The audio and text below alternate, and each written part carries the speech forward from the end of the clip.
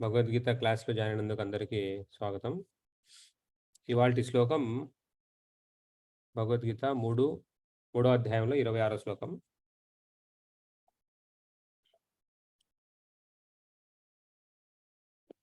న బుద్ధిభేదం జనయేద్ అజ్ఞానాం కర్మసంగినాం జోషయేత్ సర్వకర్మాణి విద్వాన్ యుక్త సమాచరన్.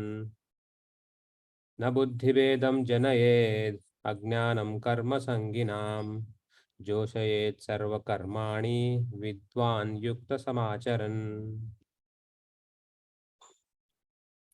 అనువాదం: విద్యుత్ ధర్మపు ఫలముల ఎడ ఆసక్తిని కలిగిన పామరుల మనస్సు కలతపడనట్లుగా విద్వాంసుడు వారిని కర్మ మానుమని ప్రేరేపించరాదు. అట్లుగాక అతడు భక్తి భావముతో కర్మనుసరించుచు కృష్ణ చైతన్యమునందు పురోభివృద్ధిని పొందుటకై వారిని వివిధ కర్మల యందు నిమగ్నులను చేయవలెను.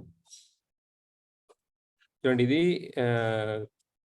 గత మూడు శ్లోకాల నుంచి ఇది ఒక క్రమంలో వస్తుంది. ఇక్కడ జనాలని ఎలా గొప్పవాళ్ళు, విద్వాంసులు, విద్వాన్ అని అదే పదం వాడినారు. ఇక్కడ మీరు చూస్తే విద్వాన్.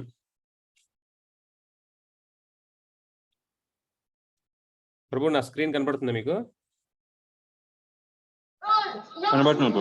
ఓకే ప్రభు.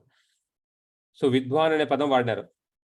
విద్వాన్ అంటే జ్ఞానం ఉన్నవాడు, సరేనా? జ్ఞానులు. ఇక్కడ ఇంతకు ముందు శ్లోకంలో జనక మహారాజు గురించి చెప్పారు. ప్రభు పోయిన క్లాస్లో బాగా వివరించారు. జనక మహారాజు లాంటి గొప్ప రాజులు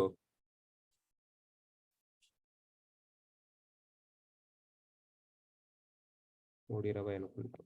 చూడండి, జనకుడు వంటి మహారాజులు కేవలము విద్యుత్ ధర్మములను నిర్వర్తించుట ద్వారానే పరిపూర్ణత్వమును పొందగలిగిరి. అందుచే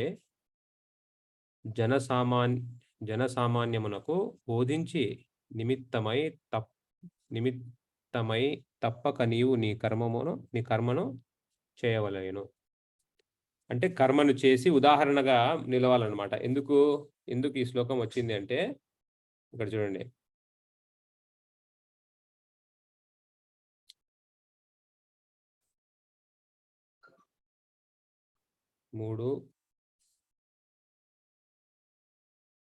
మహాత్ములు 3:16 అనుకుంటా.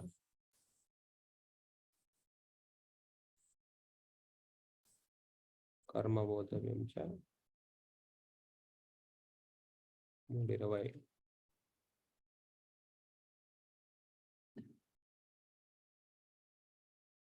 యద్యదాచరతే శ్రేష్ఠ. చూడండి, 3:21 మీరు చూస్తే ఇది 3:21 సంబంధించింది.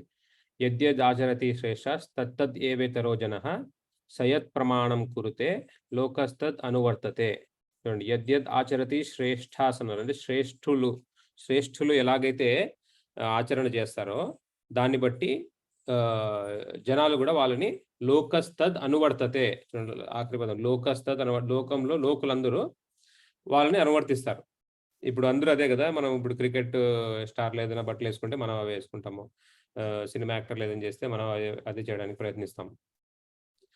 ఇదే విధంగా గొప్ప వాళ్ళు ఆచరిస్తే ఏదైనా దాన్ని ఫాలో అవుతారు. అందుకనే ఏదైనా గుడికి గొప్ప వాళ్ళు వస్తే మనం ఫోటోలు తీసి చూపించుకుంటాం. ఎందుకంటే వాళ్ళ గుడికి వస్తే వాళ్ళని చూసి కొంతమంది వస్తారేమో.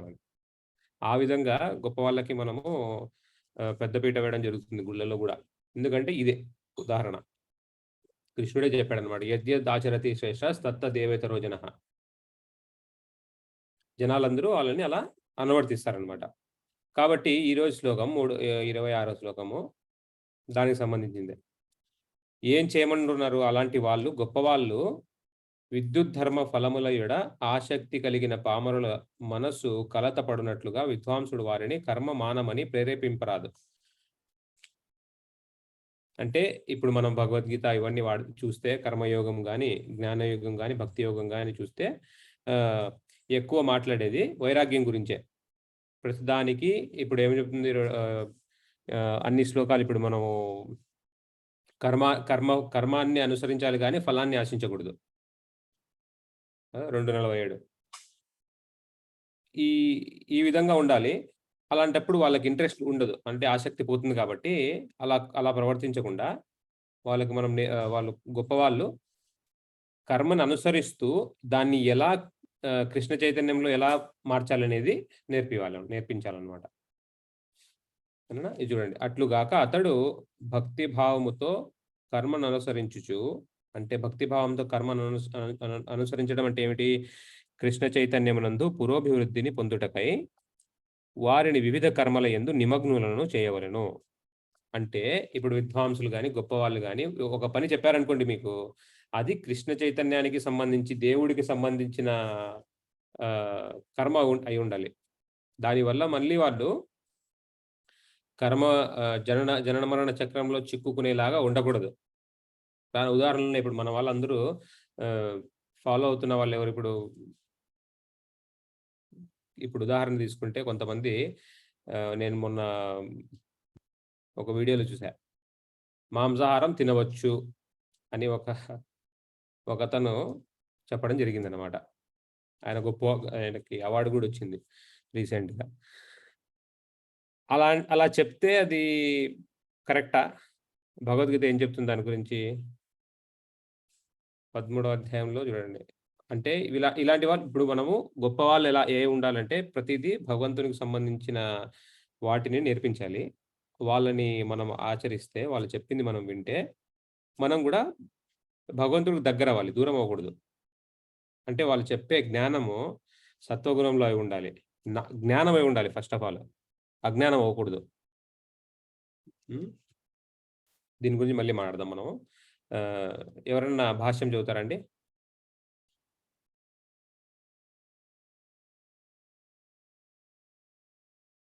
మాతాజీలు ఎవరన్నా?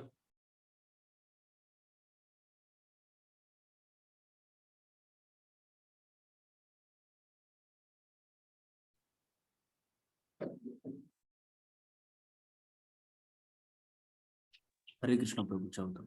హరే కృష్ణ చదువు. వేదైశ్చ సర్వైరహ మేవ వేద్య భగవద్గీత 15.15 సమస్త వైదిక కర్మలన్నిటికీ చరమ ప్రయోజనమిదియే. వేదములందు తెలుపబడిన సమస్త కర్మలు, యజ్ఞాచరణములు భౌతిక కర్మలకు సంబంధించిన నిర్దేశముతో కూడి ఇతరములైన అన్ని విషయములు జీవిత పరమ గమ్యమైన శ్రీకృష్ణ భగవానుని అవగతము చేసుకొనుట కొరకై ఉద్దేశింపబడి ఉన్నవి. కానీ బద్ధజీవులు ఇంద్రియ భోగముల కంటేను అన్యమైన వాటిని ఎరుగనందున అట్టి ప్రయోజనము కొరకే వేదాధ్యయనము చేయుదురు. అయినను వేద కర్మల ద్వారా నియమింపబడిన కామ్య కర్మలు మరియు ఇంద్రియ భోగములచే మానవుడు క్రమముగా కృష్ణ చైతన్య స్థితికి ఉద్ధరింపబడును. కనుకనే కృష్ణ చైతన్యవంతుడు ఇతరుల కర్మల యందు లేదా అవగాహన యందు కలతను కలిగించరాదు. అట్లు కాకుండా అతడు కర్మ ఫలముల అన్నిటినీ కృష్ణ సేవకు ఎట్లు అర్పింపవలెనో చూపుచు కర్మలను ఆచరింపవలెను. ఇంద్రియ తృప్తి కొరకై కర్మను అనుసరించు అజ్ఞాని ఏ విధముగా కర్మను ఆచరించవలనో, వాస్తవమునకు ఏ విధముగా వర్తింపవలనో తెలుసుకొనున్నట్లుగా కృష్ణ చైతన్యవంతుడైన విద్వాంసుడు కర్మలను ఆచరించి చూపవలెను. పామరులను వారి కర్మల యందు కలత పరచరాదు. కానీ కృష్ణ చైతన్యమున స్వల్పముగా పురోభివృద్ధి సాధించిన వ్యక్తి ఎట్టి ఇతర వైదిక కర్మలను అనుసరింపక ప్రత్యక్షముగా భగవత్ సేవ యందు నెలకొనవచ్చును. అట్టి అదృష్టవంతునికి వైదిక కర్మలను అవసరం ఏదియూ లేదు. ఎందుకనగా ప్రత్యక్ష కృష్ణ చైతన్యము వలన ధర్మ నిర్వహణము ద్వారా కలుగు ఫలితములు అన్నిటినీ మానవుడు కృష్ణ చైతన్యమునందు ప్రత్యక్షముగా నెలకొనట ద్వారా సాధింపగలుగును. చూడండి, ఇందులో చాలా విషయాలు చెప్పబడినాయి. ఒకటేమో వేదేశ్చ సర్వే రహమేవ వేద్య, అంటే వేదాలు చూద్దాం. అది కూడా వేదాలని 15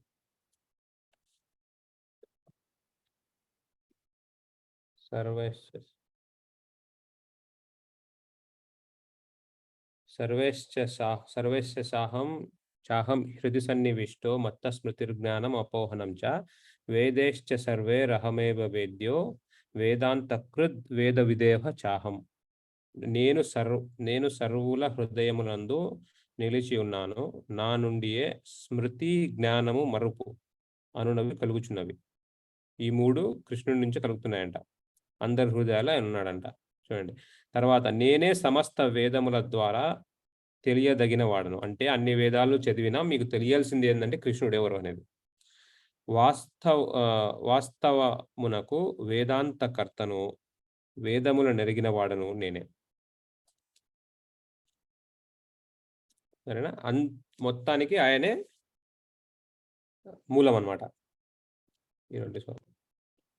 కాబట్టి గొప్ప వాళ్ళు ఎలాగుండాలి అంటే, మనము ఏదైనా వాళ్ళు ఏదైనా ఆచరించి చూపాలి, అదే ఆచార్యులు. ఆచార్యులు అంటే ఆచరించి చూపించే వాళ్ళని ఆచార్యులు అంటారు. వాళ్ళు ఒకటి ఆచరిస్తూ మనకు ఒకటి చెప్తూ ఉంటే అది నాశనానికి దారితీస్తుంది. ఇందాక మనం మాట్లాడుకునే వ్యక్తి మాంసం తినవచ్చు అన్నాడు, అంటే ఇప్పుడు ఆ జ్ఞానం ఎలాంటిది? మాంసం తినవచ్చు అన్నాడు అనుకోండి, చూద్దాం. మాంసం అంటే హింస.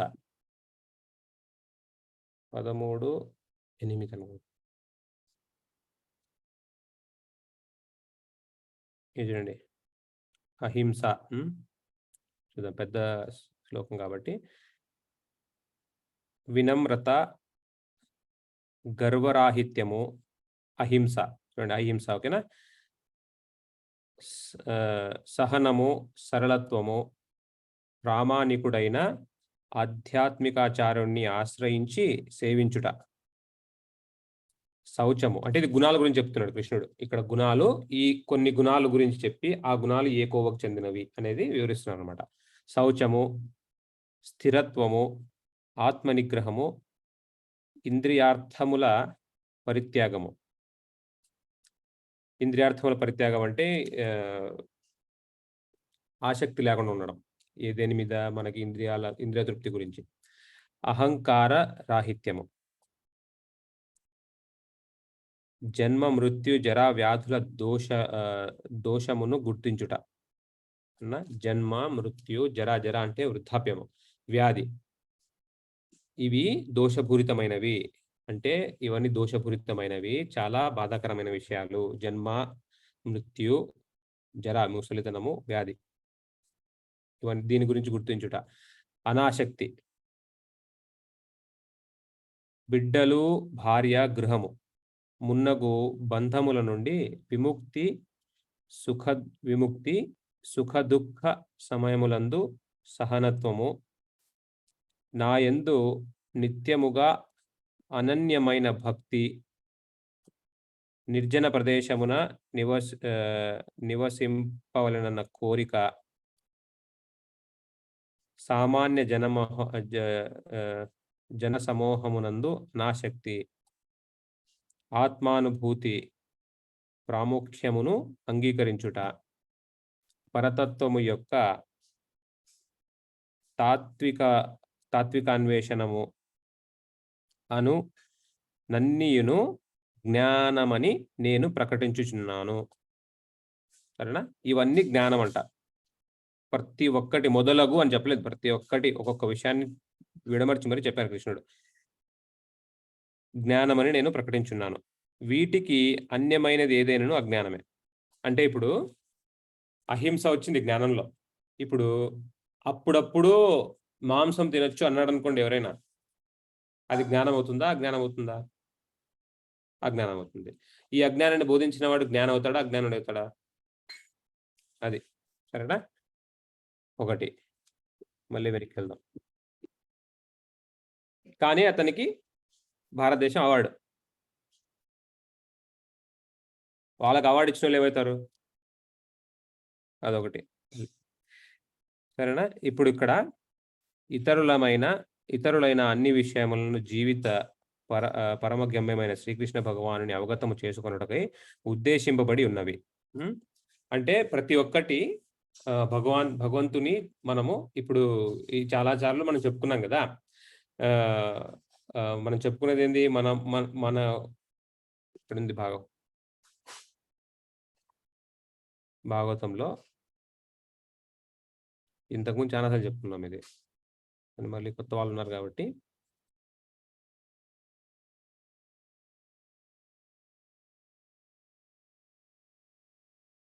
సవై పుంసాం పరో ధర్మో యతో భక్తిరధోక్షజే అహైతుకి అప్రతిహత యయాత్మ సుప్రసిద్ధతి.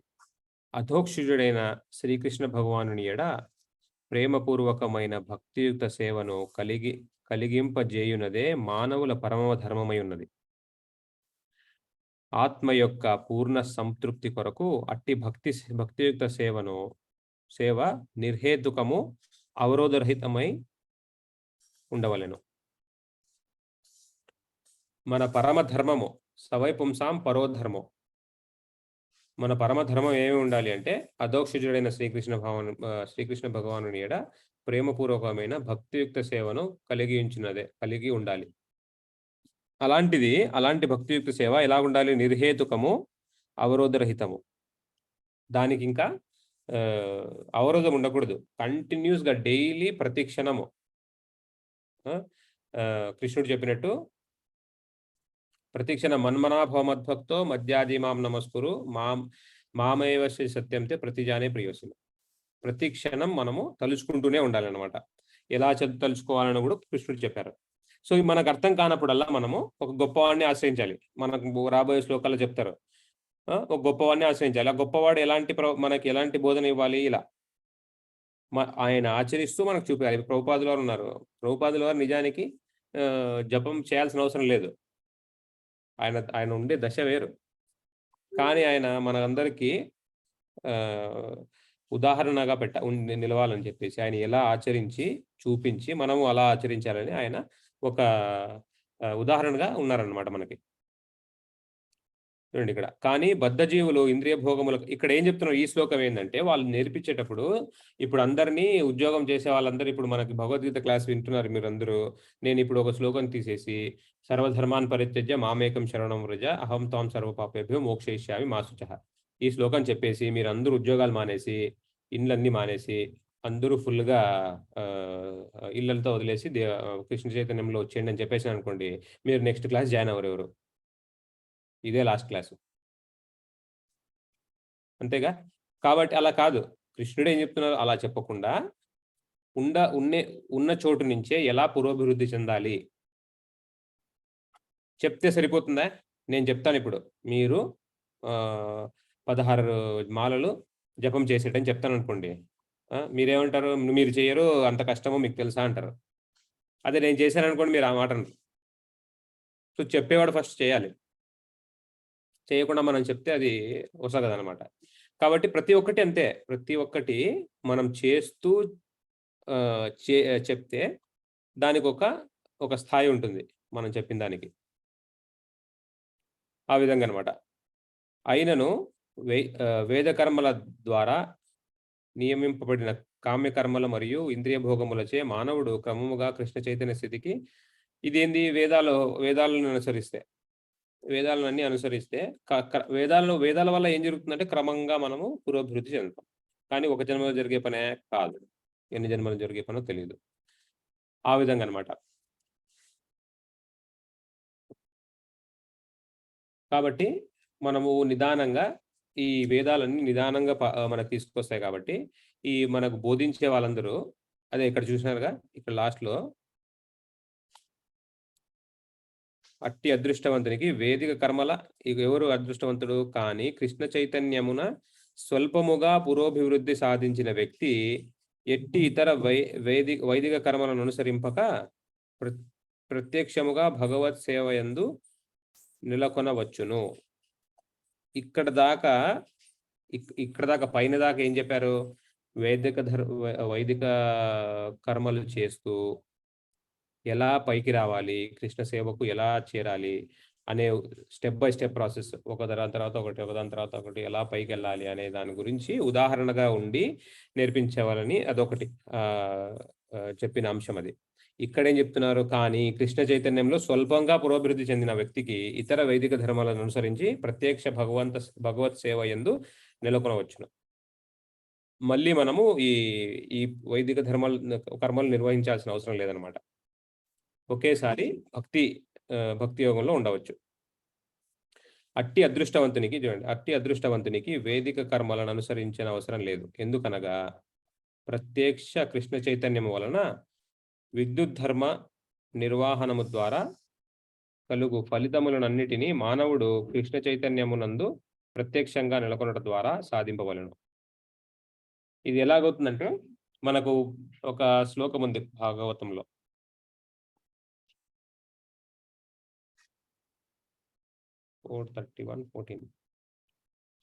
చెట్టు మొదలకి మనము నీళ్లు పోస్తే ఎలా చెట్టు మొత్తానికి మనం పోషణ ఇచ్చినట్టు, మనం భోజనం కడుపులో వేసేస్తే మన శరీరం అంతటికి ఎలా పోషణ వస్తుందో, అదే విధంగా కృష్ణ చైతన్యం కూడా ఇదిగోండి.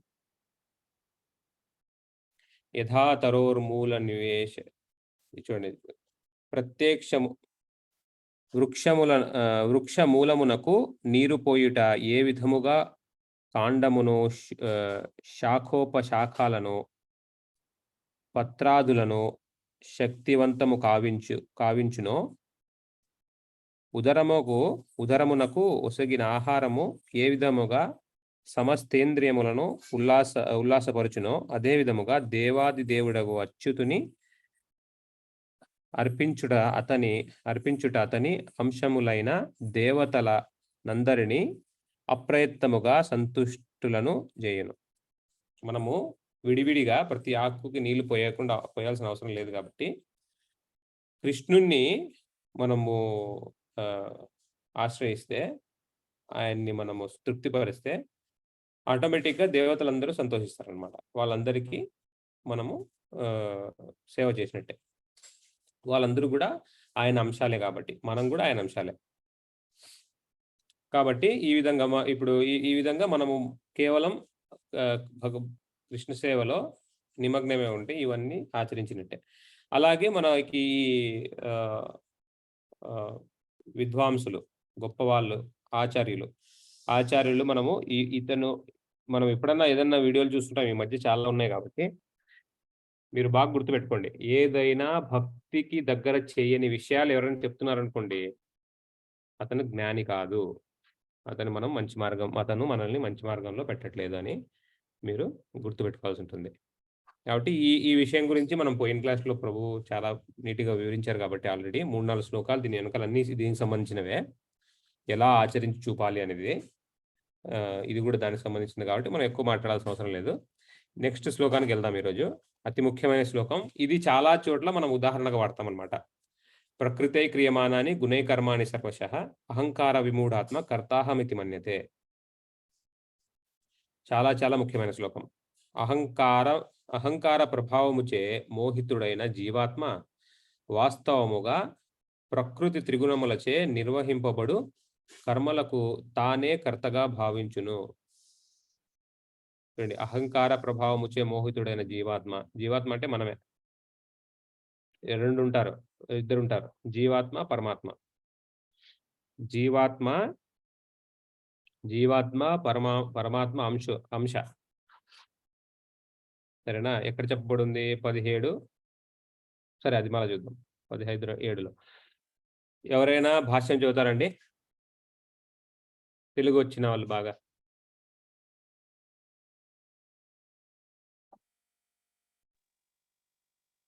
హరే కృష్ణ ప్రభుజీ.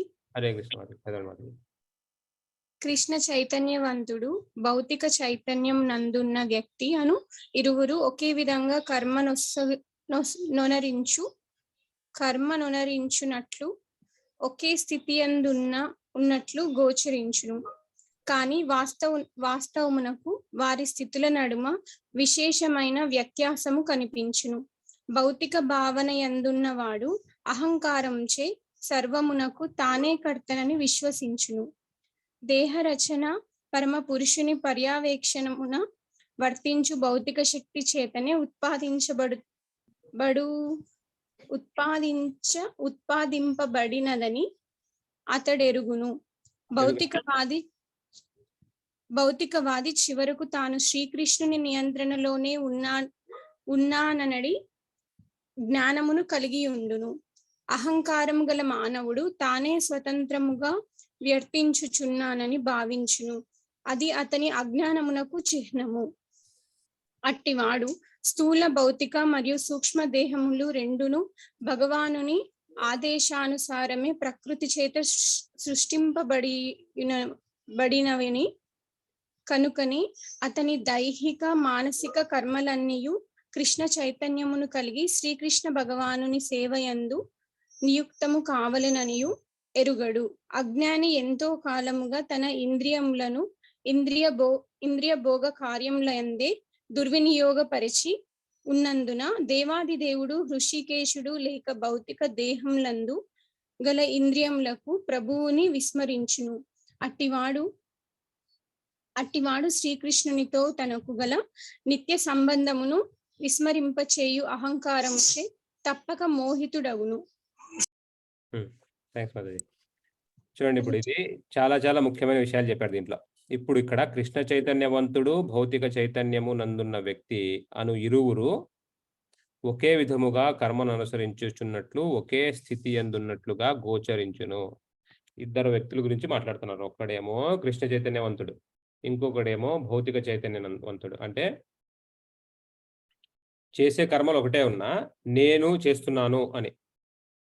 ఇప్పుడు ఒక ఉద్యోగం సాధించి ఒక డబ్బులు సంపాదించి ఒక ఇల్లు కట్టాను అనుకోండి, ఇది నేనే నా సొంతంగా నేను కష్టపడి చదివి నేను కష్టపడి ఉద్యోగం చేసి డబ్బులు సంపాదించి నేను ఇల్లు కట్టాను అని ఒక అతను అనుకుంటాడు. ఇంకొక అతను ఇది కృష్ణుడిచ్చిన ప్రసాదం అని భావిస్తాడు. చేసే పనులు ఇద్దరివి. అతడు ఉద్యోగం చేస్తున్నట్టు ఉంటుంది, అతడు డబ్బులు సంపాదిస్తున్నట్టు ఉంటుంది, అతడు ఇల్లు కడుతున్నట్టు ఉంటుంది. అఫ్ కోర్స్ కొద్దిగా తేడా ఉంటుంది ఇద్దరికి, కానీ చూడ్డానికి రెండు ఒకే రకంగా ఉంటాయి. కానీ ఒకడేమో నేనే కడతానని భావిస్తాడు, ఒకడేమో నేను కడతాను కాదు అని భావిస్తాడు. ఉదాహరణలు చాలా ఉన్నాయి. కానీ వాస్తవమునకు వారి స్థితుల నడుమ విశేషమైన వ్యత్యాసము కనిపించును. భౌతిక భావన ఎందున్నవాడు అహంకారముచే సర్వమునకు తానే కర్తనని విశ్వసించును. అన్నిటికీ అతనే కర్త అని విశ్వసిస్తాడు. కృష్ణుడు ఏం చెప్తున్నాడు ఇక్కడ? అహంకార ప్రభావముచే మోహితుడైన జీవాత్మ వాస్తవమునకు ప్రకృతి త్రిగుణముచే నిర్వహింపబడు కర్మలను తానే కర్తగా భావించును. అంటే నిదానికి ఆయన చేయలేదు, త్రిగుణములు చేశాయంటే ఎట్లా? త్రిగుణములు ఎలా చేస్తాయి చూద్దాం ముందు. దేహాచరణ పరమ పురుషుని పర్యవేక్షమున వర్తించుచు భౌతిక శక్తి చేతనే ఉత్పాదింపబడినదని అతడెరుగడు. ఎక్కడుంది ఇది? దేహాచరణ పరమ పురుషుని పర్యవేక్షమున అంట 13:23 చూడండి.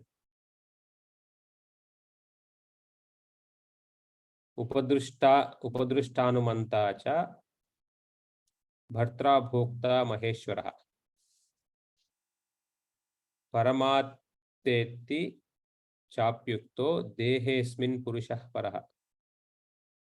అయినను ఈ దేహమునందు దివ్య ప్రభువును, దివ్య యజమానుడును, పర్యవేక్షకుడును, అనుమతించువాడును, పరమాత్మగా ప్రసిద్ధి నొందినవాడును అగు దివ్య భోక్త మరియొకడు కలడు.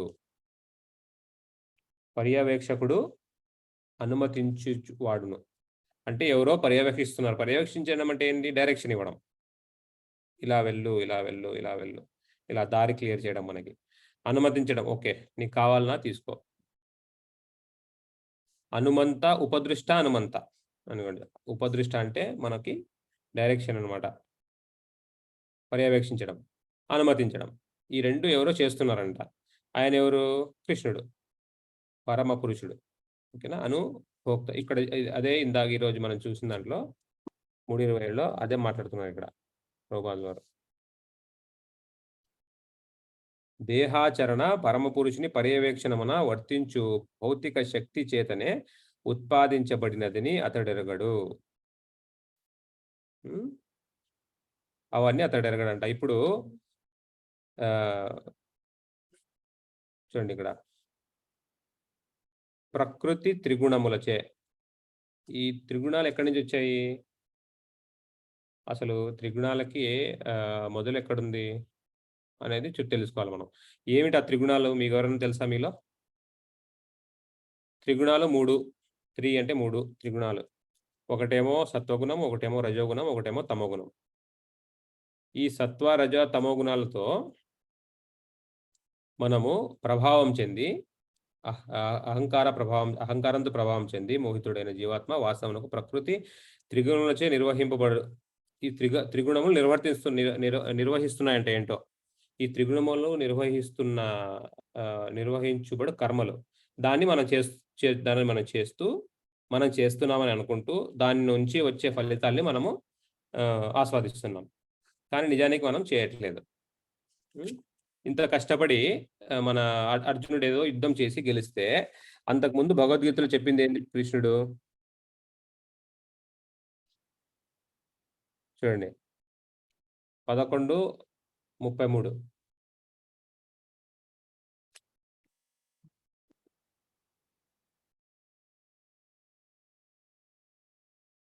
తస్మాత్వం ఉత్తిష్టో యశో లాభస్వ జిత్వా శత్రుం పుంక్ష్వ రాజ్యం సమృద్ధం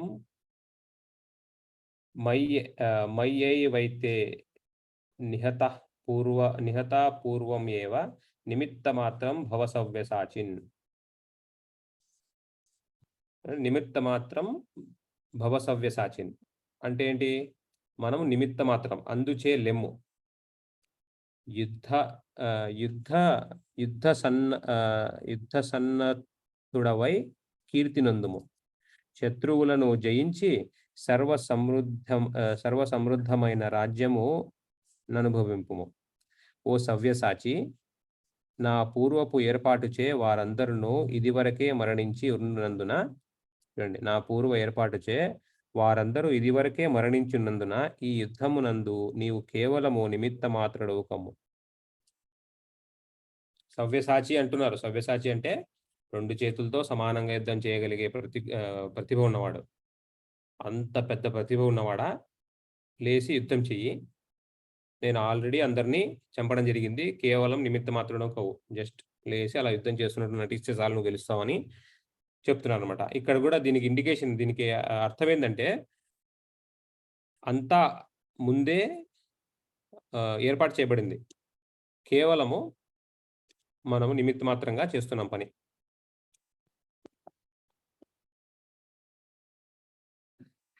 సరేనా?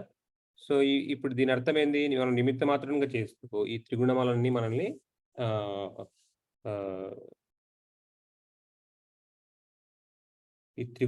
మనల్ని ఇప్పుడు చూడండి, త్రిగుణాల ప్రభావం ఎలా ఉంటుందంటే, ఒకటేమో మనం మామూలుగా బయట డొనేషన్లకు వెళ్తుంటాం అనుకోండి. గుడి చూస్తే మీరు ప్రతి ఒక్కటి ఈ ప్రపంచంలో, ఈ భౌతిక ప్రపంచంలో ప్రతి ఒక్కటి ఈ 3 గుణాల నుంచే ఉంటాయన్నమాట. ఇప్పుడు కాంబినేషన్స్, పర్మిటేషన్స్ అంటారు కదా. ఈ విధంగా సత్వగుణం, రజోగుణం, తమోగుణం. మనిషిలో కూడా ఈ 3 గుణాలు ఉంటాయి. కొన్ని ఎక్కువ, కొన్ని తక్కువ, కొన్ని ఎక్కువ, కొన్ని తక్కువ. మనం 14:22 చూసాం ఎలాగుంటుంది దాని ప్రభావం అనేది. కొన్ని ఎక్కువ, కొన్ని తక్కువ ఉంటాయి. ఇంకోటేమో ఒక రోజులో కొంతకాలంలో సత్వగుణం ఎక్కువ ఉంటుంది, కొంతకాలంలో అంటే పొద్దునేమో సత్వగుణం, బ్రహ్మముహూర్తంలో సత్వగుణం ఎక్కువ ఉంటుంది, రాత్రి ఏమో తమోగుణం ఎక్కువ ఉంటుంది, మధ్యాహ్నం ఏమో రజోగుణం ఎక్కువ ఉంటుంది. ఈ విధంగా కాలంలో కూడా సాయంకాలం ఏమో 3 సంధ్యల్లో ఏమో సత్వగుణం ఎక్కువ ఉంటుంది. అదే విధంగా మనం వాళ్ళు ఆ సమయంలో అలాంటి వాళ్ళు చేసే పనులు కూడా దానికి సంబంధించినవే ఉంటాయి. గుళ్ళకి ఏ టైంలో పోతారు? పోతే పొద్దున్నే సత్వగుణం ఉన్న టైంలో పోతారు. మధ్యాహ్నం ఎవరు పోరు. మధ్యాహ్నం క్లోజ్ చేసేంటారు టెంపుల్స్ అన్ని. అదే ఆహ్, మీరు డొనేషన్‌లు చూడండి. ఇప్పుడు మన దానాలు చేసేవాళ్ళు దానం అనేది సత్వగుణానికి సంబంధించిన పని. ఎవరైనా దానం చేసేటప్పుడు చూడండి. మేము పొద్దున్నుంచి సాయంత్రం దాకా నిలబడతాం కదా! చాలా వరకు. దానాలు ఎప్పుడు ఎక్కువొస్తాయి? ఈ సత్వగుణం ఎక్కువ ఉండే సమయంలోనే ఎక్కువొస్తాయి. పొద్దున, సాయంత్రమే. పొద్దునే మనిషి సత్వగుణంలో ఉంటాడు. ఆ కాలం సత్వగుణము. అలాగే ఎక్కువ సత్వగుణంలో ఉండేవాళ్ళు ఆ టైంలో దానం ఎక్కువ ఇస్తారు. అంటే సత్వగుణంతో కూడిన పనులు ఎక్కువ చేస్తారు. మధ్యాహ్నమేమో రజోగుణం ఎక్కువుంటుంది. అందుకే రజోగుణంతో ఎక్కువ ఉండే పనులు నిద్రపోవడము, తినడము. రాత్రి రజోగుణం, తమోగుణం ఎక్కువ. కాబట్టి ఈ సమయంలో ఇలాంటి పనులుంటాయన్నమాట. ఇవన్నీ మనము ఈ త్రిగుణాలన్నీ మనల్ని ప్రేరేపిస్తూ త్రిగుణాలు ఒకటేమో కాలంలో త్రిగుణాలుంటాయి. మనిషిలో త్రిగుణాలుంటాయి. హ్మ్. దీనివల్ల జరిగే పనులు పనులు మనం చేస్తూ మనం కర్తగా భావిస్తున్నాం. హ్మ్. ఇక్కడ చూడండి 14, 5 ఇవన్నీ ఎలా ఉన్నాయి?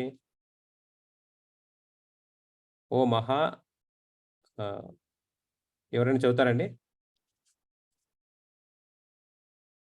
చదవండి మాతాజీ.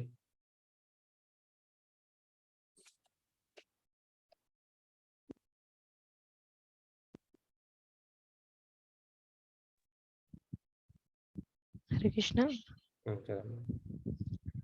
ఓ మహామాహుడవైన అర్జున, భౌతిక ప్రకృతి సత్వరజస్తమో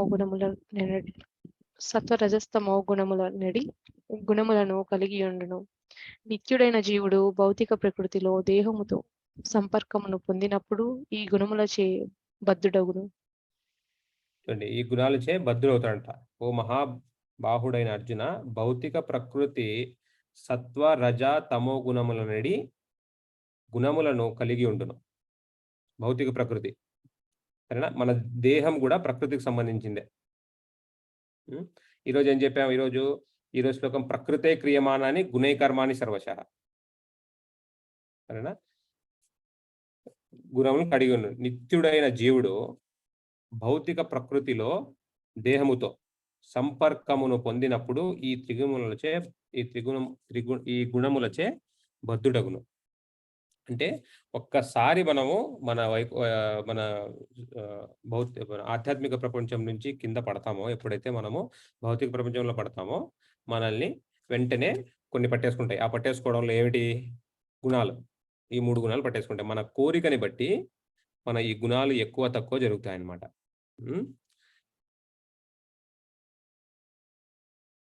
అలాగే ఈ చూడండి, జీవుడు ఆధ్యాత్మిక స్వభావమును కలిగి ఉండుట చేత వాస్తవమునకు అతనికి భౌతిక ప్రకృతిలో ఎట్టి సంబంధము లేదు. అయినను అతడు భౌతిక జగత్తుచే బద్ధుడగుట చేత భౌతిక ప్రకృతికి సంబంధించిన త్రిగుణముల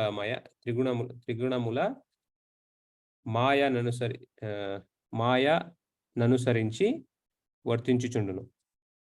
జీవులు ప్రకృతి గుణముల ననుసరించి వివిధ దేహములను కలిగి ఉండట చేత చూడండి, ఈ గుణాలను అనుసరించి వివిధ దేహాలు ఉంటాయన్నమాట.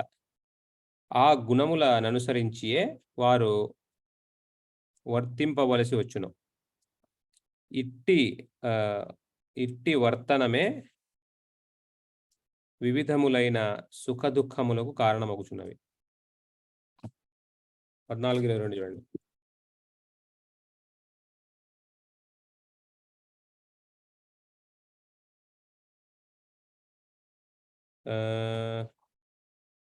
ఎవరైనా చదువుతారండి?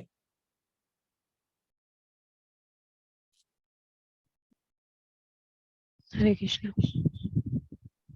14:1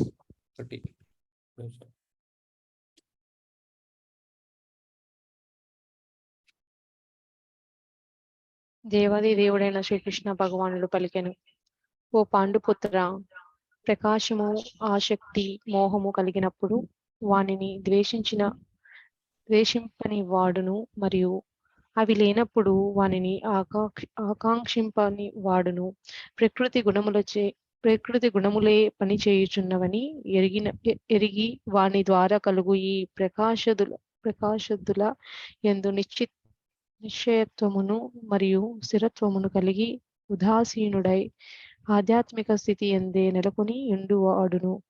తన ఆత్మయందే ప్రతిష్ఠితుడై సుఖదుఖములను సమానముగా భావించడి వాడును. మట్టి ముద్ద, రాయి, బంగారములను సమదృష్టితో వీక్షించడి వాడును. ప్రియాప్రియములందు సమముగా వర్తించడి వాడును. నిందాస్తుతులయందు మానముల యందు సమత్వమును నిలుచు ధీరుడును. శత్రుమిత్రులను సమముగా చూచువాడును. భౌతిక కర్మలనన్నింటినీ విడిచిన వాడును అగు మానవుడు ప్రకృతి త్రిగుణములను అధిగమించిన వాడుగా చెప్పబడును. ఈ త్రిగుణములను ఎలా అధిగమించాలో చెప్పబడిన శ్లోకం ఇది. కానీ త్రిగుణములు ఎలా ఉంటాయి, ఈ గుణాలన్నీ ఎలా నడుస్తాయి అని చూడండి. రజస్తమశ్చాభిభూయ సత్వం భవతి భారత, రజసత్వం తమశ్చైవ తమస్సత్వం రజస్తతః. ఓ భరత వంశస్థుడా, కొన్ని మార్లు రజస్తమో గుణములను జయించి సత్వగుణము ప్రబలమగుచుండును. చూడండి ఏంది, కొన్ని మార్లు రజోగుణాన్ని తమోగుణాన్ని జయించి సత్వగుణము ప్రబలమవుతుందంట. మరికొన్ని మార్లు రజోగుణము సత్వ తమో గుణములను జయించుచుండును. మరికొన్ని మార్లు తమోగుణము సత్వ రజో గుణములను జయించుచుండును. ఈ విధముగా గుణముల నడుమ ఆధిపత్యము కొరకు సదా పోటీ జరుగుచుండును. ఎక్కడ జరుగుతుంటుంది పోటీ? మనలోనే. ఇప్పుడు భగవద్గీత క్లాస్ మెసేజ్ ఎంతమందికి వచ్చింది? 130 మందికి వచ్చింది. 130 మందిలో భగవద్గీత క్లాస్ ఎవరు జాయిన్ అవుతారు? సత్వగుణం ఉన్న వాళ్ళు జాయిన్ అవుతారు. ఆ సమయంలో ఇప్పుడు అక్కడ మనసులో మన శరీరంలో మనసులో కానీ మొత్తానికి ఈ ఆధిపత్యం కొరకు పోటీ జరుగుతుందన్నమాట. అక్కడ జాయిన్ అవ్వాలా వద్దా. ఇప్పుడు అతను సత్వగుణంలో ఉంటేనేమో జాయిన్ అవ్వాలని నిర్ణయం తీసుకుంటాడు. అతను సత్వగుణంలో లేడనుకోండి, రజోగుణంలో ఉన్నాడు అనుకోండి, బయటికి వెళ్ళి పానీపూరి బండి దగ్గర వేరే బండి దగ్గర తిందామని ఆలోచిస్తాడు. ఇదే ఉంటుంది. చాలా సూక్ష్మమైన విషయం ఇది. ఇక్కడ మనిషి ఏమనుకుంటాడంటే, నేను అనుకొని క్లాస్ జాయిన్ అయినానని అతను అనుకుంటాడు. కానీ గుణాలు మనతో ఈ పనులు చేపిస్తున్నాయని మనకు తెలియదు. అదే కృష్ణుడు చెప్తున్న విషయం ఇక్కడ. మీరు అదే పట్టుకోవాలి. మనం చేస్తున్నామని మనం అనుకుంటున్నాం, కానీ గుణాలు మనతో చేపిస్తున్నాయి. ఎలా చేపిస్తాయి అనేది ఇదే. గుణాలన్నీ ఎక్కడున్నాయి? మనలో ఉన్నాయి. వాటి స్థానం మన మనస్సు. శ్లోకం ఉంది దానికి కూడా, ఎక్కడుంటాయి ఇవన్నీ అనేది. కాబట్టి ఇంకెవరైనా చదువుతారండి భాష్యము? కాబట్టి మనం ఏంటంటే, ఈ గుణాలన్నీ మనల్ని ప్రేరేపిస్తూ ఒక పని చేయించి ఒక పని చేయించకుండా, మనకు నిజానికి మనసులో ఉన్న దేవుడు చెప్తూ ఉంటాడు అనమాట, డైరెక్షన్ ఇస్తూ ఉంటాడు. కానీ మనము ఈ భౌతిక సుఖాల పట్ల ఎక్కువ ఆసక్తి ఉండడం వల్ల ఏమవుతుందంటే, ఇప్పుడు మనకి ఇది కావాలి అనిపించింది అనుకోండి, దానికి సంబంధించిన ఆలోచనలు ఎక్కువ పెట్టుకుంటాం. 2:40లో ఉంది కదా, సంగాత్ సంజాయతే కామన్. అంటే మనం దేని గురించి అయితే ఎక్కువ ఆలోచిస్తామో దానికి సంబంధించి దాని గురించి ప్రణాళిక చేస్తామో దాన్ని బట్టి అది ఇప్పుడు అదే ఆ విషయం. ఇప్పుడు ఫోన్ ఉందనుకోండి, ఫోన్ ఎప్పుడైనా కొత్త ఫోన్ కనిపెట్టింది పెద్ద పోస్టర్, దాని గురించి ఆలోచిస్తూ ఉంటాము. ఇప్పుడు దానికి సంబంధించి మన ఈ 3 గుణాలు ప్రణాళిక రచిస్తాయి అన్నమాట. ఇప్పుడు ఆ విషయం సత్వగుణం ఉందనుకోండి, అది ఆ వస్తువు ఏదో, అప్పుడు మనకి దాని పట్ల ఆసక్తి ఉన్నప్పుడు సత్వగుణం పెరుగుతుంది. అదే ఇక్కడ జరిగేది. గుడి అంటే ఆసక్తి ఉందనుకోండి, అది సత్వగుణం సంబంధించింది. ఇప్పుడు ఆ సత్వగుణం పెరిగి మనకి ఆ సత్వగుణము ఇక్కడ చెప్పినట్టు కొన్ని మార్లు జయించి, చూడండి, రజోస్తమో గుణములు జయించి సత్వగుణం ప్రబలపడుతుంది. అప్పుడు సత్వగుణం ప్రబలపడుతుంది. అప్పుడు ఎప్పుడైతే సత్వగుణం ఎక్కువ అవుతుందో మనం సత్వగుణంతో కూడిన పనులు చేస్తుంటాం. అదే విషయా వినివర్తంతే నిరాహారస్య దేహినః రసవర్జం రసోప్యస్య పరం దృష్ట్వా నివర్తతే. అంటే ఏంది? ఇప్పుడు మనము హయ్యర్ టేస్ట్ అంటే ఏంది? మనకి ఎక్కువ ఉండే 259 చూద్దాం ఇది ఒక్కసారి.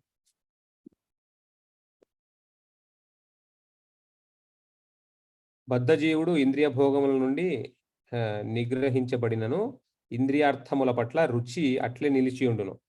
సరేనా? ఇంద్రియార్థముల రుచి అట్లే ఉంటుంది. మనము గట్టిగా పట్టేసుకున్నాం అనుకోండి, కానీ రుచి మాత్రం అలాగే ఉంటుంది. ప్రస్తుతానికి మీరు చేయట్లేదు అంతే, కానీ రుచి అలాగే ఉంటుంది. కానీ అత్యున్నతమైన కృష్ణ చైతన్యమును రసాస్వాదన పిమ్మట అతన్ని ఇంద్రియార్థముల పట్ల రుచి కూడా నశించును. ఇది చూడండి 2:40 చూడండి. 2:62 సారీ. ధ్యాయతే విషయాన్ పుంసా సంగాస్తేషుపజాయతే సంగాత్ సంజాయతే కామ క్రోధ బిజాయతే. ఇంద్రియార్థములను గూర్చి ధ్యానించినప్పుడు వాని ఎడ మానవునికి ఆసక్తి కలుగును. అట్టి ఆసక్తి నుండి కామము జనించును. కామము నుండి క్రోధము ఉద్భవించును. ఈ విధంగా క్రమంగా మనము పడిపోతాం అనమాట. 2:63 కూడా మనం ఆల్రెడీ చూసాం ఇది. క్రోధము వలన క్రోధాత్ భవతి సమ్మోహ, సమ్మోహాత్ స్మృతిభిభ్రమః, స్మృతిభ్రంశాత్ బుద్ధినాశాత్ ప్రణశ్యతి. క్రోధము వలన అధిక మోహము కలుగును. అధిక మోహములను వలన స్మృతి భ్రాంతి కలుగును. స్మృతి భ్రాంతి చే బుద్ధి నశించును. బుద్ధి నశించినప్పుడు మానవుడు తిరిగి సంసార సాగమును పడిపోవును. ఇవన్నీ జరుగుతాయి. ఇవన్నీ ఎలా జరుగుతాయి? మనం చేసినామని మనం అనుకుంటాము. అలా కాదు. మీరు చేశారని మీరు అనుకోవద్దు. చేసింది ప్రకృతి. ప్రకృతిలో ఉండే 3 గుణాలు. మీరు చేశారని అనుకుంటున్నారు. ఎందుకంటే మీరు అహంకారంలో ఉన్నారు కాబట్టి. అహంకారం అంటే ఏంటి ఇక్కడ? అహంకార ప్రభావముచే మోహితుడైన జీవాత్మ. ఎలా జీవాత్మ మోహితుడు ఎలా అవుతాడు? అహంకారం అంటే అహంకార స్థానం ఏంది? మీరు చూడండి, గమనిస్తే ఒకటేమో ఇంద్రియాలు.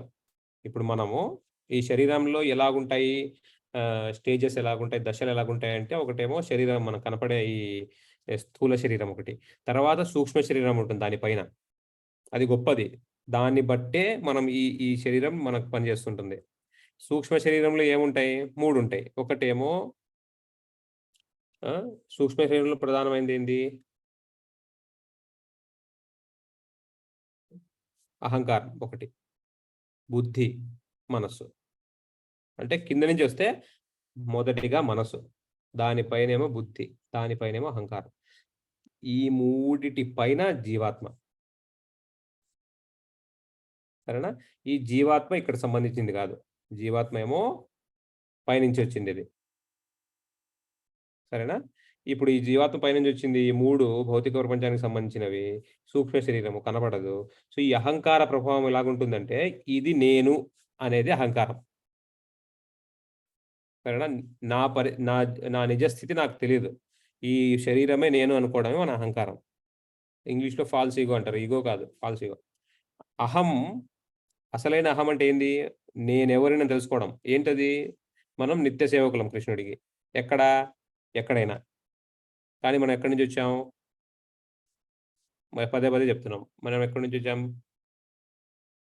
ఆధ్యాత్మిక ప్రపంచం నుంచి, వైకుంఠ లోకాల నుంచి. సరేనా? ఇందాక చూస్తున్నట్టు 14:10 ఈ త్రిగుణములు, ఈ గుణాలన్నీ ఎలా పనిచేస్తుంటాయి అనేది. ప్రభు చదవండి ప్రభు. సరే ప్రభు. రజోగుణం ప్రబలమైనప్పుడు సత్వగుణము మరియు తమోగుణము వృద్ధి జయింపబడను. సత్వగుణం ప్రబలమైనప్పుడు రజస్తమోగుణములు జయింపబడను. తమోగుణం ప్రబలమైనప్పుడు రజస్తమోగుణములు జయింపబడను. త్రిగుణముల నడుమ ఇట్టి పోటీ ఎల్లప్పుడూ కొనసాగుతూనే ఉండును.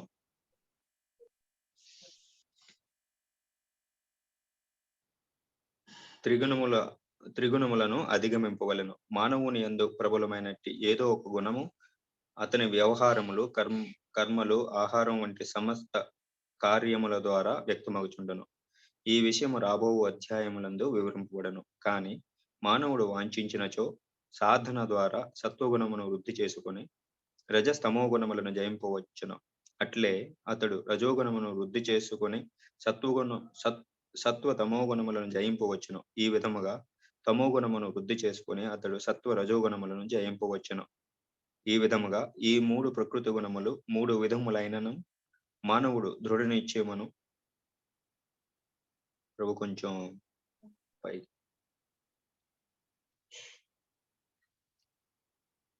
ఈ విధముగా ఈ 3 ప్రకృతి గుణములు 3 విధములైనను మానవుడు దృఢ నిశ్చయమును కలిగి ఉన్నచో సత్వగుణమునందు స్థితుడు కావచ్చును. పిదప ఆ సత్వగుణమును కూడా అతడు అధిగమించి వసుదేవ స్థితి అను శుద్ధ సత్వమునకు చేరగలడు.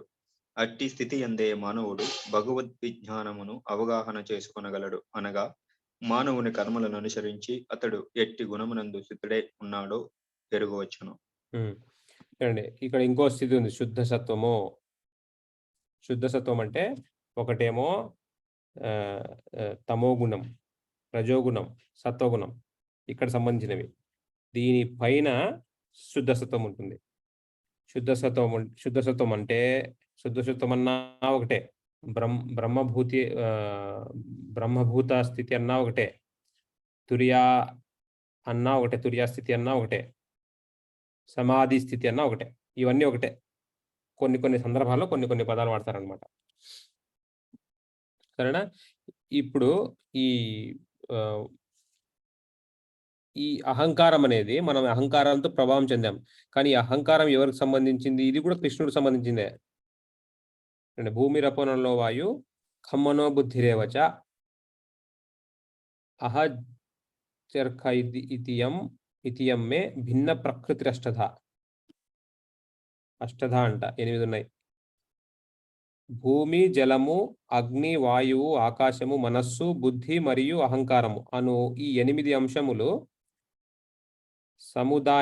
అంశముల సముదాయము నా భిన్న ప్రకృతి అనబడును. చూసారా? భూమి, ఈ పంచభూతాలు మనకు తెలిసిందే. దానిపైన మనసు, బుద్ధి మరియు అహంకారం అంట, అంటే సూక్ష్మ శరీరం.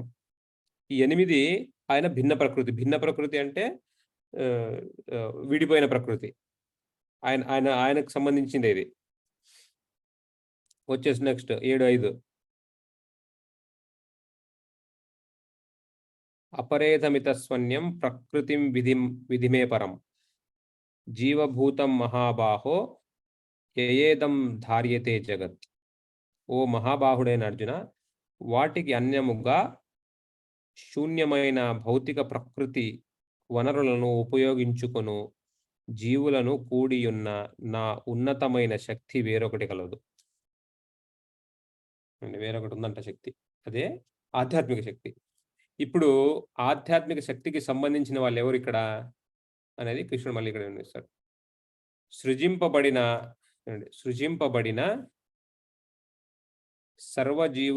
సర్వజీవులకు ఈ 2 ప్రకృతిలే కారణములై ఉన్నవి. ఈ జగత్తునందలి భౌతికమును ఆధ్యాత్మికము అగు సర్వమునకు మూలమును మరియు ప్రళయమును నేనే అని నిశ్చయముగా నెరగుము. ఈ రెండిటికి, ఈ ఆధ్యాత్మిక శక్తికి, ఈ భౌతిక శక్తికి, రెండిటికి కారణం ఆయనే. సరేనా? ఇక్కడ చూడండి, ఇది మత్త పరతరం నాణ్యత్ కింతి జస్తి ధనంజయ మై సర్వమిదం ప్రోతం సూత్రే మణిగణాయవ. ఓ ధనంజయ, నాకంటేనూ శ్రేష్టమైన సత్యం ఇంకొకటి లేదు. దారము నందు ముత్యములు కూర్చబడినట్లు సమస్తము నా పైననే ఆధారపడి ఉన్నది. ఎలాగైతే దారంలో మనం ముత్యాలు ఎలాగైతే చేసి హారం ఎలా పెడతామో, అంటే దారం చాలా మూలమైనది అనమాట. అది లేకుండా మిగతా ముత్యాలు నిలబడవు, హారం అవ్వదు. అంటే అలా ఈ ప్రపంచం, ఈ భౌతిక ప్రపంచం మరియు ఆధ్యాత్మిక ప్రపంచం అలా ఉందన్నమాట, కృష్ణుడి మీద ఆధారపడి. ఆయన కంటే సత్యం ఇంకొకటి లేదు అని కృష్ణుడు చెప్తున్నారు ఇక్కడ. కాబట్టి ఇక్కడ అర్థమైంది ఏంటంటే కృష్ణుడు అన్నిటికీ మూలం. అదేవిధంగా మనం ఎవరం అసలు? ఇప్పుడు మనం చూసాము, ఈ అహంకారం ఆయన భిన్న ప్రకృతి. ఇది 15:7లో మమైవాంశ జీవలోకే జీవభూత సనాతన మనశ్శస్త్రానింద్రియాని ప్రకృతి స్థాని కర్షతి. ఎవరైనా చదవాలనుకుంటే చదవచ్చండి, నేను ఎవరు ముందుకు రావట్లేదని నేనే చదువుతున్నాను. చదవాలనుకుంటున్నారు ఎవరన్నా? సరే నేను చెబుతాను. ఈ బద్ధ జగత్తు నందలి జీవులందరూ నా శాశ్వతాంశములు. అంటే జీవులందరం మనమంతా ఆయన శాశ్వతాంశములు. శాశ్వతంగా ఆయన అంశులం. అంటే ఏంది? శాశ్వతం అంటే ఏంది? పుట్టుక, చావు ఉండదు. ఎప్పుడు మొదలైందంటే దానికి మొదలు లేదనమాట. మనం అప్పటి నుంచి మొదలు లేదు. మనం ఎప్పుడూ ఆయన అంశములే. బద్ధ జీవనము కారణముగా మనస్సుతో కలిపి 6 ఇంద్రియములను ఆకర్షించి వారు తీవ్ర సంఘర్షణ కావించున్నారు. కాబట్టి ఇది ఎందుకు చెప్పానంటే మనము కూడా ఆయన అంశములు. సరేనా? ఇప్పుడు ఈ విధంగా ఉన్నప్పుడు దీన్ని ఎలా అధిగమించాలి? ఈ ఈ ప్రకృతిలో త్రిగుణాలను ఎలా అధిగమించాలి? మాంచాయో వ్యభిచారేణ భక్తి యోగేన సేవతే సగుణాను సముపేత్యాన్ బ్రహ్మభూయాయ కల్పతే. ఇందాక మనం మాట్లాడటంగా ఇంకో 3వ గుణం ఉందని, 4వ గుణము. అన్ని పరిస్థితుల యందు నిశ్చయముగా నా సంపూర్ణమైన భక్తియుక్త సేవ యందు నిమగ్నుడై యుండువాడు శీఘ్రమే భౌతిక ప్రకృతి త్రిగుణములను అతిక్రమించి బ్రహ్మభావ స్థితిని పొందును. బ్రహ్మభూయాయ కల్పతే అంటే బ్రహ్మభూత స్థితిని పొందుతాడనమాట. ఎవరు ఎలా పొందుతాడు? అన్ని పరిస్థితులందు నిశ్చయముగా నా సంపూర్ణమైన భక్తియుక్త సేవ యందు నిమగ్నుడై ఉన్నవాడు. అదే ఈ మనం ఈరోజు చదువుకున్న శ్లోకంలో 2వ కోవకు చెందిన వ్యక్తి. ఎవరు? చూడండి 14:26 గుర్తుందిగా. శీఘ్రమే భౌతిక ప్రకృతి త్రిగుణములను అతిక్రమించి బ్రహ్మభూత స్థితిని పొందును. అతని గురించి ఎక్కడ చెప్పారు? 3:27 భాష్యంలో ప్రభుపాద గారు కృష్ణ చైతన్యవంతుడు అలా ఈ త్రిగుణాలని అతిక్రమిస్తాడు అనమాట. ఎందుకు అంటే త్రిగుణాలే మనల్ని ప్రభావం పెట్టి మనతో పనులు చేయిస్తున్నాయి. మనమేమో మనం చేస్తున్నాం అనుకుంటున్నాం. సరేనా? ఈ మొత్తం భాషను చూద్దాము. అహంకారము గల మానవుడు తానే స్వతంత్రముగా వర్తించుచున్నానని భావించును. అది అతని అజ్ఞానముకు చిహ్నము. అంతేగా? అతనికి తెలియదు అతను చేస్తున్నానని అతను అనుకుంటున్నాడు. నిజానికి క్లాస్లో first rank, second rank, third rank వచ్చిన వాళ్ళకు కూడా ఉద్యోగాలు రాకుండా కొంతమంది తక్కువ చదివే వాళ్ళకు కూడా మంచి ఉద్యోగాలు వచ్చి బాగా డబ్బులు సంపాదిస్తుంటారు. అప్పటికి అర్థం కాదు ఇదంతా మనం చేస్తున్నది కాదు అని. చాలా చాలా ఉదాహరణలు ఉన్నాయి మనకి జీవితంలో, చూస్తూనే ఉంటాం. ఏమి పనికిరాడరా వీడు అని చిన్నప్పుడు ఏం పనికిరాడు వీడు వెధవ అది ఇది అనుకుంటాం. కానీ వాడు గొప్పగా సంపాదించి పెద్దగా ఇదైపోతాడు. కొంతమంది ఏమో బాగా ఇంటెలిజెంట్ అది ఇది అనే ర్యాంకులు కొట్టేసి ఉన్న వాళ్ళు ఏదో చిన్న చిన్న ఉద్యోగాలు చేసుకుంటూ ఉంటారు. ఇవి మనం చేస్తున్నాం అనుకోవడం అజ్ఞానం అనమాట. మనం చేయట్లేదు. త్రిగుణాలచే మనం ప్రభావితం చెంది మనతో ఈ త్రిగుణాలు ఆడుకుంటున్నాయనే విషయము మనకు అర్థం కావాలి. లేకపోతే మనం మూర్ఖులం అవుతాం. అది అతని అజ్ఞానము. అట్టివాడు స్థూల మరియు సూక్ష్మ దేహములు 2 భగవానుని ఆదేశానుసారమే ప్రకృతి చేత సృష్టింపబడి ఉన్నవనియు కనుకనే అతని దైహిక మానసిక కర్మలన్నీయు కృష్ణ చైతన్యమును కలిగి కృష్ణ భగవానుని సేవయందు నియుక్తము కావాలననియు ఎరగడు. చూడండి, ఇవన్నీ కృష్ణుడు చెప్తా. ఇందాక చూసాంగా, భగవానుని ఆదేశానుసారమే, భగవంతుని ఆదేశానుసారము మనకి ఇవన్నీ జరుగుతాయి. అది తెలియక మనం ఈ శరీరాన్ని కృష్ణ చైతన్యంలో వాడాలనే విషయం అతనికి అర్థం కాదు. అజ్ఞాని ఎంతో కాలముగా తన ఇంద్రియములను ఇంద్రియ భోగ కార్యములందే దుర్వినియోగపరిచి ఉన్నందున దేవాది దేవుడు హృషికేశుడు లేక భౌతిక దేహమునందు గల ఇంద్రియములను ప్రభువని విస్మరించును. ఈ ఇంద్రియములకు ఇంద్రియాభోగాన్ని మనమేమో మన ఇంద్రియ భోగం కోసం మనం చేస్తుంటాము. కానీ నిజానికి హృషికేశుడు అనేవాడు ఒకడున్నాడు, ఇంద్రియాలన్నిటికీ అధిపతి ఒకడున్నాడు, ప్రభు ఒకడున్నాడు, అది కృష్ణుడు అనే విషయాన్ని అతను విస్మరిస్తాడనమాట. అది తెలియకుండా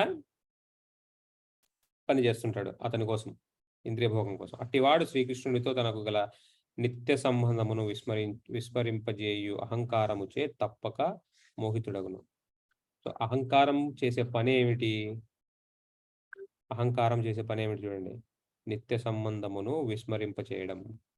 అంటే ఎప్పుడైతే మనం అహంకారంతో ఉంటామో, ఇది నేను, ఈ శరీరం నాది, వీళ్ళు నా వాళ్ళు అనే అహంకారంతో ఉంటామో,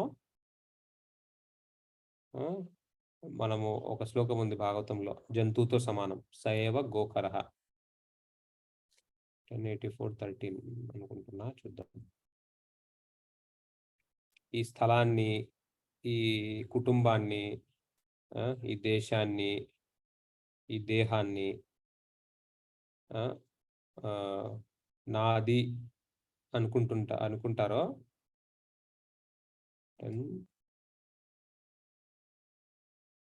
1084:13 ఇదే.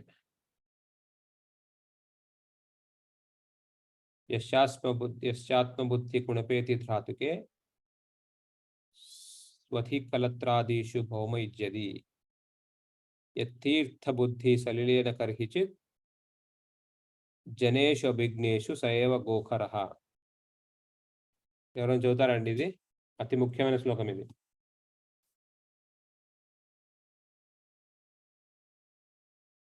దీని తర్వాత 2 శ్లోకాలు చెప్పి మనం ఈరోజు ముగిద్దాం. చదవమంటారు ప్రభు? చదవండి ప్రభు. కఫవాత పిత్తమయమగు జడదేహమే తానని తలచువాడు, భార్యాదులు శాశ్వతముగా తన వారిని భావించువాడు, మృన్మయమూర్తిని లేదా జన్మస్థలమును పూజనీయమైనదని తలచువాడు, లేదా తీర్థస్థానమునకు కేవలము అచటనున్న జలముగా చూచుచు తత్వజ్ఞులకు మహనీయులతో జతకూడని వాడు, వారితో సంబంధము నెరపినవాడు, వారిని అర్చించనివాడు, లేదా వారి దర్శనమునైనను పొందనివాడు గోవు లేదా గాడిదతో సమానము. ఇలాంటి వాడు గోవు లేదా గాడిద సమానం. ఈ శ్లోకము మనము ఇండిపెండెన్స్ డే రోజు అలా చూపించలేమన్నమాట, కొద్దిగా బాధపడతారంతా. చూడండి ఇక్కడ ఏమన్నారు, జన్మస్థలమును పూజనీయమైనదిగా తలచువాడు కూడా గాడిద సమానం.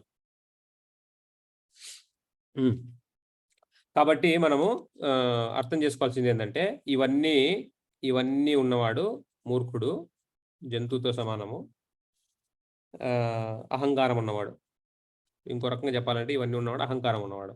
అహంకారం ఉంటేనే ఇవన్నీ, అంటే నేను ఇదే కదా, కఫవాత పిత్తమును జడ దేహమే తానని తలచువాడు, సరేనా? ఇది నేను, ఇది నాది, మీ అండ్ మైన్ అనుకునేవాడు. భాగవతంలో నేను ఇందాక చూస్తున్నప్పుడు భాగవతంలో ఒక మంచి శ్లోకం కనపడింది, ఏమవుతుంది దీనివల్ల అనేది. ట్రాన్స్లేట్ చేసి చూద్దాము. హరే కృష్ణ ప్రభుజీ. చదవండి మాతాజీ. అక్కడ గోవు లేదా గాడిదతో సమానము అని ఎలా చెప్తారు ప్రభుజీ? అంటే గోవుని అత్యంత ఉన్నతమైన స్థానంలో భావిస్తాం కదా, నాకు అర్థం కాలేదు ప్రభుజీ. ఇక్కడ ఏంటంటే, ఇక్కడ కేవలం మీరు గోవుని జంతు స్థానంగా భావించాలి. ఇక్కడ అది దాన్ని సపరేట్ గా చేయలేదు, అందుకే గాడిదనే పెట్టారు పక్కన. గోవు అయినా గోవు కరెక్టే, గోవు ఏమో ఉన్నతమైన జీవి, దాంట్లో అనుమానం లేదు. కానీ ఇక్కడ గోవుతో గాడిద సమానం అంటే జంతువు అని మనకి ఉదాహరణ తీసుకున్నట్టు. మనకు మామూలుగా మనం చూసినట్టయితే వేరే జంతువులు ఏ బాధలు ఏ స్థాయిలో వెళ్తుంటాయి, ఏ విధంగా బాధపడుతూ ఏ విధంగా జంతు జీవితాన్ని అనుభవిస్తుంటాయో, నిజానికి మనం చూస్తే గోవు కూడా అదే విధంగా ఉంటుంది దాని పరిస్థితి కూడా. కానీ మన భారతదేశంలో మాత్రమే మనము కొద్దిగా ఉన్నత స్థాయిలో పెడతాం గోవుని. ఇక్కడ ఎందుకు చెప్తున్నారంటే అక్కడ కేవలం జంతు స్థానంలో పెడుతున్నారు అంతే. అందుకే గాడిదని వాడు, గోవు అని వాడింటే అసలు మనకి మీ అనుమానం కొద్దిగా గట్టిగా ఉండేది. కానీ ఇక్కడ గాడిద కూడా వాడినారు కాబట్టి జంతువుగా తీసుకోవాలి.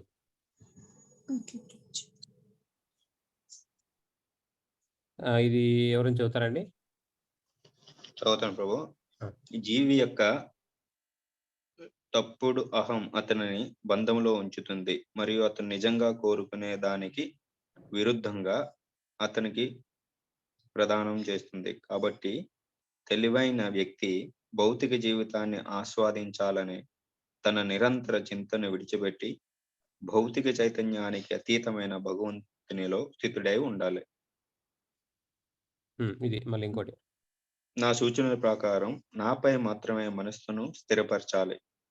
ఏది ఏమైనప్పటికీ ఎవరైనా నాలో ఉన్న ప్రతిదానిని చూడటం కంటే జీవితంలో అనేక విభిన్న విలువలు మరియు లక్ష్యాలను చూడడం కొనసాగిస్తే స్పష్టంగా మేల్కొని ఉన్నప్పటికీ అసంపూర్ణ జ్ఞానం కారణంగా ఎవరైనా కలలు కంటారు. ఒకరు కల నుండి మేల్కొన్నట్లు అంటే అది కళలు కనడం అనమాట. కళలు కన్నట్టు అనమాట. ఏంటంటే different values then although apparently అవే. ఎందుకంటే ఒకవేళ మనము కృష్ణుని కాకుండా వేరేది ఏదైనా ఉంటే ఆయన ఆయన వేరే వేరే గమ్యాలు వేరే వేరే సాధించాలనుకుంటే అతను మేలుకున్న నిద్రపోయిన వాడితో సమానం. మీరు మేలుకున్నాను అని మీరు అనుకోవచ్చు కానీ నిజానికి మీరు మేల్కోలేదు అని కృష్ణుడు చెప్తున్నాడు ఇక్కడ. చూడండి, due to incomplete knowledge just as one May dream that one has awaken from a dream. చాలా చాలా టెక్నికల్ అనమాట. మనం ఏదో మనం మేల్కున్నామని మనం కలగంటుంటాం అనమాట. అయితే మనం కృష్ణుడి మాటలు వినకుండా ఉంటే అదే అవుతుంది అని కృష్ణుడు చెప్తున్నాడు. ఇక్కడ ఇలాంటి శ్లోకం ఎక్కడుంది? భగవద్గీతలో కూడా ఉంది.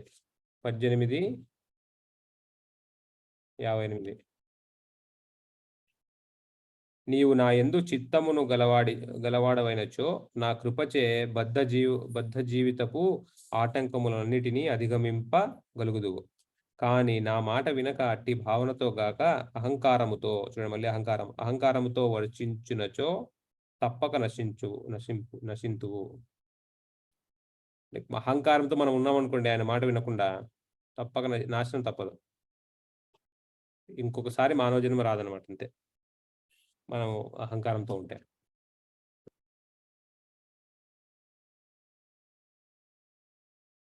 ఎందుకంటే మనం అహంకారంతో ఉంటాం. మనకి అసలు ఈ దేహం ఎలా వచ్చిందో తెలియదు. అసలు మనకి దేహము, చూడండి ఇది ఇక్కడ చెప్పారు, జీవుడు ఏ విధముగా తన దేహమును విడుచునో, జీవుడు ఏ విధంగా తన దేహమును విడుచునో ప్రకృతి త్రిగుణముల ప్రభావమున ఎట్లు శరీరము నుండి దానిని అనుభవించునో మూఢులు ఎరుగరు. చూడండి, ప్రకృతి గుణముల ప్రభావమున ఎట్లు శరీరము నుండి దానిని అనుభవించునో మూఢులు ఎరుగరు. కానీ జ్ఞానచక్షువులు కలిగిన వారు ఈ విషయమును చక్కగా గాంచగలరు. జ్ఞానచక్షు ఎక్కడుంది మీకు? జ్ఞానచక్షు ఎక్కడ దొరుకుతుంది? ఇప్పుడు జ్ఞానం అంటే మనకు దొరుకుతుందా అంటే లేదు. మనం ఒకరి దగ్గర నుంచి తీసుకోవాలి. మనం ఒకరి దగ్గర నుంచి తీసుకుంటే జ్ఞానం మనకు వస్తుంది. అతనికి ముందు జ్ఞానమే ఉండాలి కదా. ఈరోజు చెప్పుకున్నట్టు 3వ అధ్యాయం ఇంతకుముందు 3:26 చూసినట్టు, వాళ్ళ జ్ఞానం ఉంటే మనకి ఇస్తారు. వాళ్ళకి లేనంతే మనకి ఎలా ఇస్తారు? వాళ్ళు ఆచరించి చూపించగలగాలి మనం. కాబట్టి మనం కరెక్ట్గా జ్ఞానం ఉన్న వాడిని పట్టుకోవాలి. అప్పుడు మనకు వాళ్ళ జ్ఞానచక్షువు మనకు పెడతారు. అప్పుడు ఆ జ్ఞానచక్షువుతో మనం చూస్తే మనకి ఏది ఎలాగుందో మనకు నిజంగా తెలుస్తుంది. ఎందుకు ఇంతమంది, కొంతమంది ఏమో ధనవంతులుగా పుడుతున్నారు, కొంతమంది ఏమో పేదవాళ్ళుగా పుడుతున్నారు, కొంతమందికి అవయవాలు లేవు, కొంతమందికి లోపంతో పుడతారు, కొంతమంది ఏమో ఏమి చేయకున్నా ఎక్కువ సాధిస్తారు, కొంతమంది ఎంత కష్టపడినా ఒక పూట గడవదు. ఇప్పుడు రైతులు చాలా మంది చూస్తుంటాం మనం భారతదేశంలో. రైతులు పొద్దున్న నుంచి రాత్రి కష్టపడతారు. అదే సిటీలో కొంతమంది ఏసీలో కూర్చొని ఉంటారు. వాళ్ళకేమో ఈ రైతుల కంటే ఎక్కువ డబ్బు వస్తుంది. కష్టపడుతున్న రైతులకేమో రాదు. సో ఎందుకు ఇలా కొంతమందికి అసమానత్వం కనిపిస్తుంది కదా మనకి. ఇవన్నీ జ్ఞానం లేకుండా మనము గమనించామనుకోండి అర్థం కూడా కాదు, ఇదంతా అసలు ఏందో అన్యాయం అని దేవుడు నిందిస్తారనమాట. ఇదంతా అన్యాయం, దేవుడు ఒకరికేమో ఒక రకంగా చూస్తాడు, ఇంకొకరికేమో ఇంకో రకంగా చూస్తాడని. కానీ దేవుడు అలా కాదనే విషయం మనము ఒక్కసారి భగవద్గీత భాగవతం నుంచి తెలుసుకుంటే మనకి ఏది కరెక్ట్, ఏది ఎలా జరుగుతుంది అనేది ఏది మనకు క్లియర్గా అర్థమైపోతుంది అనమాట. కాబట్టి మనము రెగ్యులర్గా అటెండ్ అవుతూ క్లాసులు, మనం భగవద్గీత మనం బుక్స్ చదవాలండి. మన పుస్తకాలు, ప్రభుపాదులు రాసిన పుస్తకాల్లో ఈ వివరాలన్నీ చాలా బాగున్నాయి. కాబట్టి అట్లీస్ట్ స్టార్ట్ భగవద్గీతతో మొదలు పెడితే, భగవద్గీత లేదంటే కొనుక్కోండి, చదవండి రోజు 2-3 శ్లోకాలు. అర్థం కాకపోతే ఇక్కడ క్లాస్లో అడగండి. అది ఇవాల్టి క్లాసు. ఎవరికైనా ఏమైనా ప్రశ్నలు ఉన్నాయండి?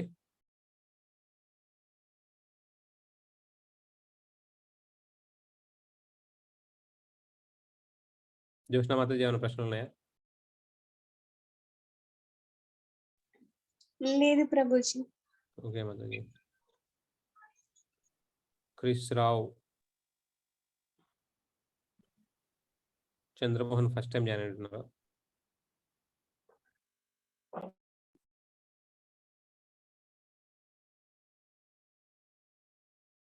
సరే అండి, అయితే క్లాస్లో జాయిన్ అయినందుకు కృతజ్ఞతలు.